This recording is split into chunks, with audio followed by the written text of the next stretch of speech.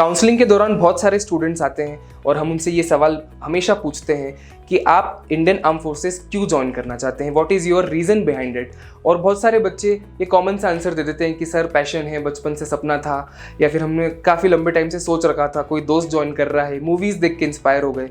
तो दोस्तों मैं आपको बताना चाहूँगा कि ये जो रीज़न्स हैं ये नॉर्मल से रीज़न्स है और ये आपको प्रेफरेबली अवॉइड करना चाहिए। ये वीडियो मैंने आज इसीलिए बनाया है कि आपको कौन से रीज़न्स जो है अवॉइड करना है। रीज़न जब आप बोलते हो कि जब आपको पूछा जाएगा कि क्यों ज्वाइन करना है, तो क्या चीज़ें आपको अवॉइड करना है और क्या चीज़ें आपको बोलना है, ये वीडियो के थ्रू मैं आपको बताऊँगा, तो एंड तक जुड़े रहें। तो जब आपसे कोई पूछे कि why do you want to join Indian arm forces, so आपको क्या क्या आंसर्स अवॉइड करना है। फर्स्ट आप बोल देते हो कि सर मुझे अपने देश की सेवा करनी है, I want to serve my nation. तो इसके ऊपर तुरंत एक काउंटर आ जाएगा कि देश की सेवा तो आप डॉक्टर बन के भी कर सकते हो, then why Indian arm forces, जिसका आपके पास प्रोबेबली उस समय कोई आंसर नहीं होगा। सो एटलीस्ट अगर आप ये आंसर दे रहे हैं, देर इज नो राइट और wrong, but if you are giving this answer कि I want to serve my nation, then make sure you have your right reasons behind it. Second point, बहुत से लोग बोल देंगे कि sir I am impressed by the uniform of XYZ, military, navy या air force, so I am very impressed about it, मुझे uniform बहुत पसंद है।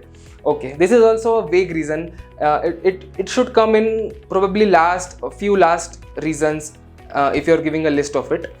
आपको ठीक है, I understand and I agree कि जो यूनिफॉर्म्स है are very impressive and almost every Indian is full of respect when it comes to uniform, and uniforms है भी इतनी अट्रैक्टिव, बट ये रीज़न आपको टुवर्ड्स एंड लेना चाहिए, ये आपके फर्स्ट सेकंड रीजन्स पे नहीं आ सकता।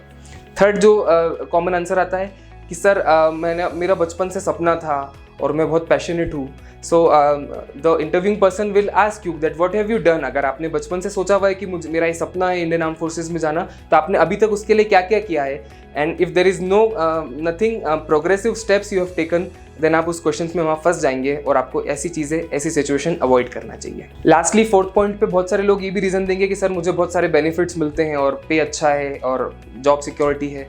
So okay, I can count on this one कि ठीक है, वो बात तो सही है कि पे अच्छा है, जॉब सिक्योरिटी है, फैमिली के लिए बेनिफिट्स है, बट आर्मी में जो भी ऑफिसर बनता है एक तरह से वो अपनी जान के रिस्क लेके वहाँ पे जा रहा है। So the primary reason is not money, it is the motivation that is taking you to the army.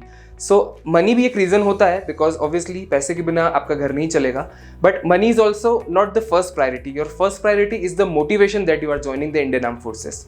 तो अब मैं आपको बताता हूँ कि आपको क्या रीजंस देना चाहिए जो आपका इंटरव्यू काफ़ी इंप्रेसिव बनाएगा, और ये जो रीजंस हैं ये भी गलत नहीं है, बट इसकी हम प्रायोरिटी थोड़ी ऊपर नीचे कर सकते हैं। सो अब मैं आपको बताता हूँ कि हमें किस सीक्वेंस में और कैसे बोलना चाहिए। आपको ऐसे स्टार्ट करना चाहिए कि sir I want to join Indian armed forces because the amount of respect that society shows towards an army officer is unmatched. कोई भी प्रोफेशन एक तरफ एंड आर्मी ऑफिसर का प्रोफेशन एक तरफ, जो रेस्पेक्ट मिलती है जो वर्दी की, that is a thing which no other corporate job can offer.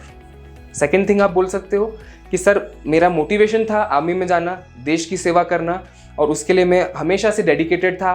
आप बता सकते हो उसको, आप फैक्ट्स भी दे सकते हो कि मैं 9th क्लास से प्रिपेयर कर रहा था या 10th से कर रहा था या 11th से, जैसा भी आपका, या फिर आप CDS और FCAT कर रहे हैं तो मैं ग्रेजुएशन के स्टार्ट से ही प्रिपेयर कर रहा था। And whatever skills I have learned, the OLQs which I am trying to inculcate in my routine, daily routine, मैं अभी से आर्मी ऑफिसर जैसा माइंडसेट रख रहा हूँ, और मुझे क्योंकि ऑफिसर बनना ही है और मुझे ये अपना जो लक्ष्य है इसको हासिल करना है, इसलिए मैं आज से उसकी तैयारी कर रहा हूँ, कभी से कर रहा हूँ, वो आपको पूरा बताना चाहिए। थर्ड पॉइंट आप ये बोल सकते हो कि जो आर्मी ऑफिसर की लाइफस्टाइल होती है वो कोई भी सिविलियन कभी जी ही नहीं सकता है, और ये बात आपको सिर्फ एक एक्स आर्मी ऑफिसर बता सकता है। So you can say that कि मेरे कोई नोन में एक्स आर्मी ऑफिसर्स हैं, and I have been motivated by his stories कि वो जो लाइफस्टाइल है, वो जो रुतबा है आर्मी का, वो जो जीने का तरीका है, जो डिसिप्लिन है, जो एडवेंचर है उस आर्मी की लाइफ में, वो कोई दूसरी जॉब में नहीं मिल सकता। काफ़ी लीडरशिप स्किल्स आपकी डेवलप होती है। सो आप बोल सकते हो कि मैं अपने सेल्फ ग्रोथ के लिए और वो लाइफस्टाइल जीने के लिए आर्मी ज्वाइन करना चाहता हूँ as a officer, so which will be very impressive. Lastly आप बोल सकते हो कि the financial benefits that you and your family get, other things like adventurous life, less ordinary life, वो सब चीज़ें टुवर्ड्स एंड आप ले सकते हो। तो ये सारे रीजंस अगर आप बोलोगे और अपने इंटरव्यू में इंक्लूड करोगे, so it will be very beneficial for you, and I think it will be very apt. ऐसे ही कई वीडियोस आर्मी से रिलेटेड और आर्मी ऑफिसर्स की लाइफ से रिलेटेड देखने के लिए हमारे चैनल को सब्सक्राइब कर लें। इंदौर डिफेंस एकेडमी जो है आपको NDA, CDS और एफकेट में 2010 से सर्विसेज दे रहा है, और आप अपनी अपकमिंग एग्जाम्स के लिए आप बिल्कुल इंदौर डिफेंस एकेडमी में आप इंक्वायर कर सकते हैं। We are having new batches from 10th of June, so you can contact us. And lastly, I would just like to say that if you think NDA, think IDA.